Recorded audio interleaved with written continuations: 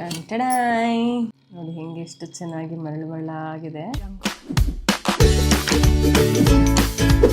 ಹೇ hi, ಎಲ್ಲರಿಗೂ ನಮಸ್ಕಾರ. Welcome back to Janvi Kiran recipes. ಹೇಗಿದ್ದೀರಾ? ಎಲ್ಲ ಊಟ ಆಯ್ತಾ? ಸೊ ಶ್ರಾವಣ ಬಂತು ಅಂದ ತಕ್ಷಣ ಎಲ್ರಿಗೂ ಪದೇ ಪದೇ ಸಾಲಾಗಿ ಹಬ್ಬಗಳು ಬರ್ತಾ ಇರುತ್ತೆ. ಸೊ ಹಬ್ಬಗಳಲ್ಲಿ ಸ್ಪೆಷಲ್ ಆಗಿರೋಂಥ ತಿಂಡಿಗಳನ್ನ ಮಾಡೋದಕ್ಕೆ ನಮಗೆ ತುಪ್ಪ ಅನ್ನೋದು ತುಂಬಾ ಇಂಪಾರ್ಟೆಂಟ್ ಆಗಿರೋಂಥ ಒಂದು ಇಂಗ್ರೀಡಿಯೆಂಟು ನಮ್ಮ ಕಿಚನಲ್ಲಿ. ಸೊ ಆ ತುಪ್ಪನ ಹೇಗೆ ಮನೆಯಲ್ಲೇ ಕಾಯಿಸ್ಕೊಳೋದು ಶುದ್ಧವಾಗಿ ಅಂತ ನಾನು ಈ ವಿಡಿಯೋದಲ್ಲಿ ತೋರಿಸ್ಕೊಡ್ತಾ ಇದ್ದೀನಿ. ನೀವು ನನ್ನ ಚಾನಲ್ ಹೊಸಬ್ರಾಗಿದ್ರೆ ಏನು ಮಾಡಬೇಕು ಗೊತ್ತಿಲ್ಲ, ತಪ್ಪದೆ ಸಬ್ಸ್ಕ್ರೈಬ್ ಮಾಡ್ಕೊಳ್ಳಿ. ಸೊ ಹೊರಗಡೆ ಸಿಗೋಂಥ ತುಪ್ಪಗಳಲ್ಲಿ ನಮಗೆ ಗೊತ್ತಿಲ್ಲ ಏನೇನೆಲ್ಲ ಮಿಕ್ಸ್ ಮಾಡ್ತಾರೆ. ತುಂಬ ಕಲಬೆರಕೆಗಳೆಲ್ಲ ಆಗ್ತದೆ ಇತ್ತೀಚೆಗೆ.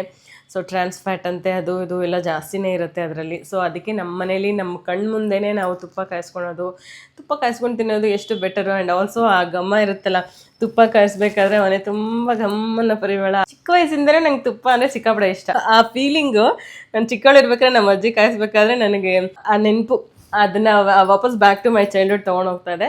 ಸೊ ಅದಕ್ಕೋಸ್ಕರ ನಾನು ಯಾವಾಗಲೂ ಅವಾಗವಾಗ ನಾನು ಚಿಕ್ಕವಳಿರ್ಬೇಕಾದ್ರೆ ನಮ್ಮ ಅಜ್ಜಿ ಅಮ್ಮ ಎಲ್ಲ ಏನು ಮಾಡ್ತಿದ್ರು ಅದನ್ನು ಅವಾಗವಾಗ ಮಾಡೋಕ್ಕೆ ಟ್ರೈ ಮಾಡ್ತೀನಿ. ಅಂದರೆ ನಮ್ಮ ಮನೇಲಿ ಹಸು ಎಮ್ಮೆ ಎಲ್ಲ ಸಾಕ್ತಿದ್ರು ನಮ್ಮ ಅಜ್ಜಿ ತಾತ. ನಮ್ಮ ನಾಗರಬಾವಿ ಏರಿಯಾದಲ್ಲಿ ಹಾಲಜ್ಜಿ ಅಂದರೆ ಸಿಕ್ಕಾಪಟ್ಟೆ ಫೇಮಸ್. ಸೊ ಹಾಗಾಗಿ ನಮ್ಮ ಮನೇಲಿ ಹಾಲು, ಮೊಸರು, ತುಪ್ಪ, ಬೆಣ್ಣೆಗೆಲ್ಲ ಕಮ್ಮಿನೇ ಇಲ್ಲ. ಹಾಗಾಗಿ ನಮ್ಮ ಅಜ್ಜಿ ಸಿಕ್ಕಾಪಟ್ಟೆ ಅವಾಗವಾಗ ಬ್ಯಾಕ್ ಟು ಬ್ಯಾಕ್ ಬೆಣ್ಣೆನ ಕಾಯಿಸಿ ತುಪ್ಪ ಮಾಡೋದು ಇದೆಲ್ಲ ಸಿಕ್ಕಾಪಟ್ಟೆ ಇದೆ ಅವಾಗಿಂದನೇ ನಮ್ಮ ಮನೇಲಿ. ಸೊ ನಮ್ಮ ಅಜ್ಜಿ ಹೇಗೆ ತುಪ್ಪ ಕಾಯಿಸ್ತಿದ್ರು ಅದೇ ಥರ ನಾನು ಇವತ್ತು ತುಪ್ಪ ಕಾಯಿಸಿದ್ದೀನಿ. ನಮ್ಮ ಮನೆ ಹತ್ರ ಒಂದು ಗೋಶಾಲೆ ಇದೆ, ಅಲ್ಲಿಂದ 1 kg ಅಷ್ಟು ಬೆಣ್ಣೆ ತಗೊಂಬರೋಕೆ ಹೇಳಿದೆ ನನ್ನ ಸ್ಟಾಫ್ ಹತ್ರ. ಸೊ ಅವ್ರು ತಂದು ಕೊಟ್ಟರು. ಈ ಸರಿ ನಾನು ತುಪ್ಪ ಕಾಯಿಸೋದು ಹೇಗೆ ಅಂತ ವಿಡಿಯೋ ಕೂಡ ಮಾಡಿದ್ದೀನಿ ನಿಮ್ಮೆಲ್ಲರಿಗೋಸ್ಕರ. ಸೊ ತಟ್ಟಂತ ವಿಡಿಯೋ ಸೇವ್ ಮಾಡಿಕೊಂಡು ಪಕ್ಕ ಟ್ರೈ ಮಾಡಿ. ಹಬ್ಬಗಳೆಲ್ಲ ಬರ್ತಾ ಇದೆ, ನನಗೆ ಗೊತ್ತು, ನಾನು ಆಲ್ರೆಡಿ ಲೇಟಾಗಿ ಪೋಸ್ಟ್ ಮಾಡ್ತಾ ಇದ್ದೀನಿ ಅಂತ. ಸೊ ಇಟ್ಸ್ ಓಕೆ, ಇನ್ನು ತುಂಬ ಬೇಜಾನ್ ಹಬ್ಬಗಳೆಲ್ಲ ಇದೆ. ಸೊ ಅದೆಲ್ಲದಕ್ಕೂ ಉಪಯೋಗಕ್ಕೆ ಬರುತ್ತೆ. ಮನೆಯಲ್ಲೇ ಶುದ್ಧವಾಗಿರುವಂಥ ತುಪ್ಪ ಹೇಗೆ ಕಾಯಿಸೋದು ಅಂತ ನೋಡೋಣ ಬನ್ನಿ. ನಾನಿವತ್ತು 1 kg ಅಷ್ಟು ಬೆಣ್ಣೆನ ಕಾಯಿಸ್ಕೊತಾ ಇದ್ದೀನಿ. ಫ್ರೆಶ್ ಆಗಿ ಗೋಶಾಲೆಯಿಂದ ತರಿಸಿದ್ದು. ನೀವೇನಾದರೂ ಬೆಣ್ಣೆನ ತಗೊಳ್ಳೋದಾದ್ರೆ ಬೆಣ್ಣೆನ ಈ ತರ ಕೈ ಮೇಲೆ ಹಾಕೊಂಡು ಚೆಕ್ ಮಾಡಿ. ಪ್ಯೂರ್ ಬೆಣ್ಣೆ ಆದ್ರೆ ಈ ತರ ಈಸಿಯಾಗಿ ಬ್ಲೆಂಡ್ ಆಗುತ್ತೆ, ಒಳ್ಳೆ ಮಾಯಶ್ಚರೈಸರ್ ತರ. ಇಲ್ಲಾಂದ್ರೆ ಒಂಥರ ತರಿತರಿಯಾಗಿ ಒಂಥರ ನೀರ್ ತರ ಇರುತ್ತೆ, ಅಥವಾ ಸಿಂಡ್ ಸ್ಮೆಲ್ ಬರುತ್ತೆ. ಈ ತರ ಎಲ್ಲ ಮಿಕ್ಸಿಂಗ್ ಆಗಿದ್ರೆ ಹಂಗಿರುತ್ತೆ. ಸೊ ನೋಡಿ ಚೆಕ್ ಮಾಡಿ ತಗೊಳ್ಳಿ, ಆಯ್ತಾ?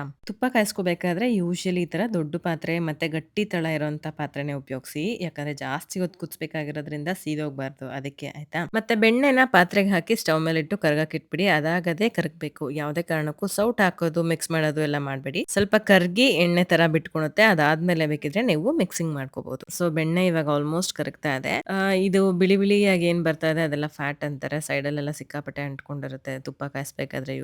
ತುಪ್ಪದಲ್ಲಿ ಯೂಶಲಿ ಫ್ಯಾಟ್ ಇರುತ್ತೆ, ಬಟ್ ಅದನ್ನ ಹೊಡಿಬೇಕಂದ್ರೆ ಕೆಲವರು ಬೆಳ್ಳುಳ್ಳಿ ಎಲ್ಲ ಹಾಕ್ತಾರೆ. ಬಟ್ ನಾನಿವತ್ತು ತುಪ್ಪ ಕಾಯಿಸೋದಕ್ಕೆ ಬೆಳ್ಳುಳ್ಳಿ ಹಾಕ್ತಾ ಇಲ್ಲ. ಯಾಕಂದ್ರೆ ಕೆಲವೊಂದ್ಸರಿ ಪೂಜೆ ಮಾಡ್ಬೇಕಾದ್ರೆ ಅಥವಾ ನೈವೇದ್ಯಕ್ಕೆಲ್ಲ ಈರುಳ್ಳಿ ಬೆಳ್ಳುಳ್ಳಿ ಉಪಯೋಗಿಸಲ್ಲ. ಸೊ ಹಂಗಾಗಿ ಬೆಳ್ಳುಳ್ಳಿ ಉಪಯೋಗಿಸೋದೇ ಬೇಡ ಅಂತ ಹೇಳಿ ಸ್ಕಿಪ್ ಮಾಡ್ಬಿಡಿದೀನಿ. ನೀವು ಇನ್ ಕೇಸ್ ಪೂಜೆಗೆ ಉಪಯೋಗಿಸಲ್ಲ ಅಂತಂದ್ರೆ ಬೆಳ್ಳುಳ್ಳಿ ಹಾಕೋಬಹುದು, ಏನ್ ತೊಂದರೆ ಇಲ್ಲ. ಸೊ ಆ ಬಿಳಿ ಬಿಳಿ ನೊರೆ ತರ ಏನಿದೆಯೋ ಅದೆಲ್ಲ ಸ್ವಲ್ಪನೇ ಕಮ್ಮಿ ಆಗ್ತಾ ಇದೆ. ಸೊ ಇವಾಗ ಇದಕ್ಕೆ 2 ವೀಳ್ಯದೆಲೆನ ಚೆನ್ನಾಗಿ ತೊಳೆದು ಈ ರೀತಿ ಮುರಿದು ಹಾಕೊಂಡಿದೀನಿ. ಮತ್ತೆ ಒಳ್ಳೆ ಫ್ಲೇವರ್ಗೋಸ್ಕರ ಇದಕ್ಕೆ ಒಂದ್ 8 ರಿಂದ 10 ತೊಳೆದಿಟ್ಟಿರುವಂತ ಕರಿಬೇವಿನ ಸೊಪ್ಪು, ಮತ್ತೆ ಒಂದ್ 2 ರಿಂದ 3 ಏಲಕ್ಕಿ ಜಜ್ಜಿಟ್ಕೊಂಡಿದೀನಿ. ಅದ್ರ ಜೊತೆಗೆ ಒಂದಿಷ್ಟು ಮೆಂತೆ ಕಾಳು, ಮತ್ತೊಂಚೂರು ಅರಶಿನ ಪುಡಿ, 2 ಲವಂಗ, ಇದಿಷ್ಟನ್ನು ಹಾಕ್ತಾ ಇದೀನಿ. ಯೂಶಲಿ ಕೆಲವರು ಕೋಲ್ಡ್ ಆದಾಗೆಲ್ಲ ತುಪ್ಪ ತಗೊಳಲ್ಲ, ಬಟ್ ಈ ಲವಂಗ ಎಲ್ಲ ಹಾಕೋದ್ರಿಂದ ಕೋಲ್ಡ್ ಹೊಡೆಯುತ್ತೆ. ಸೊ ನೀವು ಕೋಲ್ಡ್ ಆದಾಗ್ಲೂ ಆರಾಮಾಗಿ ಈ ತುಪ್ಪನ ತಿನ್ಬಹುದು. ಮತ್ತೊಂಚೂರು ಇದಕ್ಕೆ ಉಪ್ಪು ಹಾಕೋತಾ ಇದೀನಿ. ಉಪ್ಪು ಅಂದ್ರೆ ಪುಡಿ ಉಪ್ಪಲ್ಲ, ಕಲ್ಲುಪ್ಪು ಅಥವಾ ಅರಳುಪ್ಪು ಅಂತ ಏನ್ ಹೇಳ್ತೀವಿ ಅದನ್ನ ಹಾಕೋತಾ ಇದೀನಿ. ಸೊ ಅರಳುಪ್ಪು ಹಾಕೋದ್ರಿಂದ ಮರಳಾಗಿ ಬರುತ್ತೆ ತುಪ್ಪ ಅಂತ ನಮ್ಮ ಅಜ್ಜಿ ಯಾವಾಗ್ಲೂ ಹೇಳ್ತಾರೆ. ಸೊ ನಾನು ಅದನ್ನೇ ಮಾಡ್ತಾ ಇದೀನಿ.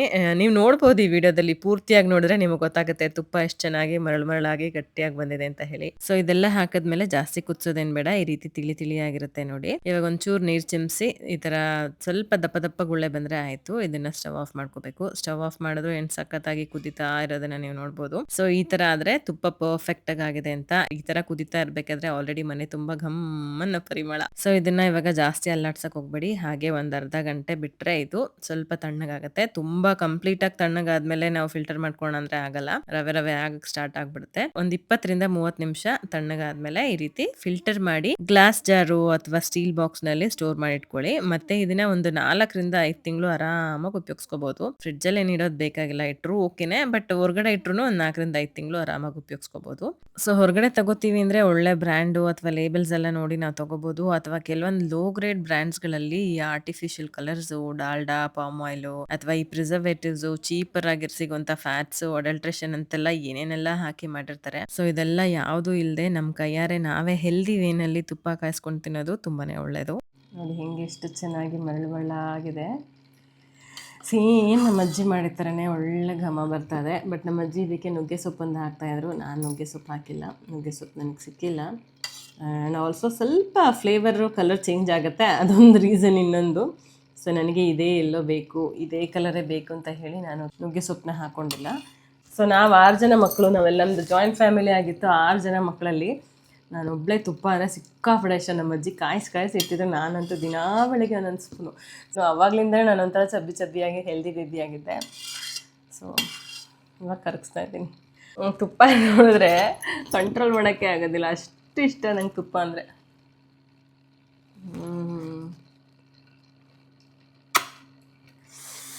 ಆಹಾ, ಎಷ್ಟು ಘಮ ಘಮ ಅಂತದೆ. ಒಳ್ಳೆ ಆ ಫ್ಲೇವರು ಎಷ್ಟು ಮರಳಾಗಿರೋಂಥದ್ದು. ಸೇಮ್ ಅಜ್ಜಿ ಮಾಡಿದ ತುಪ್ಪ. ನಾನು ಬಿಟ್ಟರೆ ಇದನ್ನ ಫುಲ್ಲು ತಿಂದಾಕ್ಬಿಡ್ತೀನಿ, ಯಾಕಂದರೆ ನನಗೆ ಅಷ್ಟೊಂದು ಇಷ್ಟ. ಬಟ್ ನೋ, ಸ್ವಲ್ಪ ಕಂಟ್ರೋಲ್ ಮಾಡ್ಕೋಬೇಕು. ವೆಯ್ಟ್ ಗೇನ್ ಮಾಡಬೇಕು ಅನ್ನೋರು, ಅಥವಾ ಈ ಪೀರಿಯಡ್ಸ್ ಆಗುವಂಥ ಹೆಣ್ಮಕ್ಳು, ವಯಸ್ಸಿಗೆ ಬಂದಿರೋಂಥ ಮಕ್ಕಳಿಗೆ ತುಪ್ಪ ತುಂಬ ಹೆಲ್ದಿ, ತುಂಬ ಒಳ್ಳೆಯದು. ನಿಮ್ಮ ಮನೇಲೂ ಅದೇ ಥರ ಹೆಣ್ಮಕ್ಳಿದ್ರೆ ಖಂಡಿತ ಕೊಡಿ. ಆದಷ್ಟು ಮನೇಲೇ ಮಾಡಿ. ಸ್ಟೋರ್ ಬಾಟ್ ತುಪ್ಪಗಿಂತ ಇದು ಸಿಕ್ಕಾಪಟ್ಟೆ ಟೇಸ್ಟಿಯಾಗಿರುತ್ತೆ. And also healthy. ನಾವು ಅಲ್ಲಿ ಏನೇನು ಹಾಕಿರ್ತಾರೆ ಅಂತ ನಮಗೆ ಗೊತ್ತಿಲ್ಲ. ಅವ್ರ ಪ್ರಿಸರ್ವೇಟಿವ್ಸ್ ಅಂತೆ, ಕಲರ್ಸ್, ಅದು ಇದು ಏನೇನೆಲ್ಲ ಹಾಕ್ತಾರೆ. ಬಟ್ ಈ ಥರ ನಾವು ಮನೇಲೇ ಕಾಯಿಸ್ಕೊಳೋದ್ರಿಂದ ಹೆಲ್ತ್ಗೂ ಒಳ್ಳೆಯದು, ಒಳ್ಳೆ ಟೇಸ್ಟು ಸಖತ್ತಾಗಿರುತ್ತೆ. ಸೊ ಖಂಡಿತ ಟ್ರೈ ಮಾಡಿ. ಹಾಗೆ ಯಾರೆಲ್ಲ ತುಪ್ಪ ಕಾಯಿಸ್ಬೇಕು ಅಂತ ಅಂದ್ಕೊಂಡಿರ್ತಾರೋ ಅವರಿಗೆ ಈ ವಿಡಿಯೋನ ಶೇರ್ ಮಾಡಿ, ಆದಷ್ಟು ಹೆಲ್ಪ್ ಆಗಲಿ ಎಲ್ಲರಿಗೂ. ಸೊ ಇದೇ ಥರ ವೆಜ್ ಆ್ಯಂಡ್ ಸ್ಪೆಷಲ್ ರೆಸಿಪೀಸ್ಗಾಗಿ ತಪ್ಪದೆ ನನ್ನ ಚಾನಲ್ನ ಸಬ್ಸ್ಕ್ರೈಬ್ ಮಾಡ್ಕೊಳ್ಳಿ. ಮತ್ತೊಂದು ಇಂಟ್ರೆಸ್ಟಿಂಗ್ ಆಗಿರೋಂಥ ರೆಸಿಪಿ ಜೊತೆಗೆ ನಾನು ಸಿಗ್ತೀನಿ. ಬಾಯ್.